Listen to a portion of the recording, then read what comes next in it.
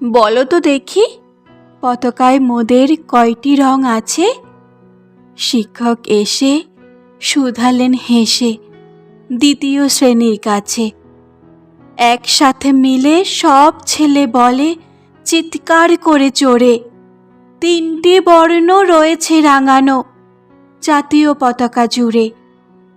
শ্রেণীর পিছনে বেঞ্চের কোণে শিশু ছিল এক বসে।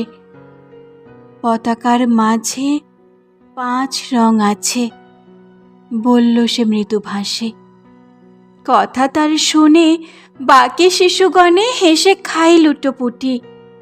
শিক্ষক রেগে বলেন হেঁকে, বোঝাও কি করে 5টি?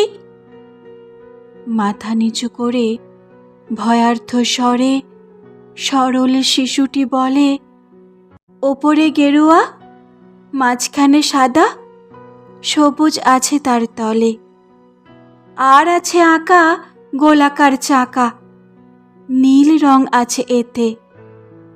শিক্ষক বলে, এটিকে ধরিলে তবুও হচ্ছে 4টে। অবোধ শিশুটি বলল তখন, রং আছে আর এক। লাল লাল ছোপ দাগ দেখা যায় ওই পতাকার মাঝে। বাবাকে যখন আনলে ওরা কফিনের ঢাকা খুলে, জড়ানো রয়েছে দেহখানা তার পতাকা আর ফুলে। রক্তের দাগে ছিল লাল ছোপ ওই পতাকার মাঝে। এই নিয়ে মোট হলো 5টি। এবার তো ঠিক আছে?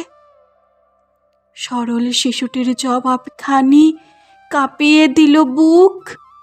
অশ্রু এলো নয়ন ভরে, শুকনো হলো মুখ।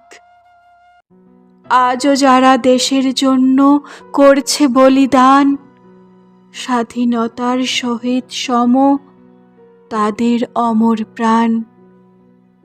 হয়েছে স্বাধীন, পেরিয়ে গেছে 77টি বছর।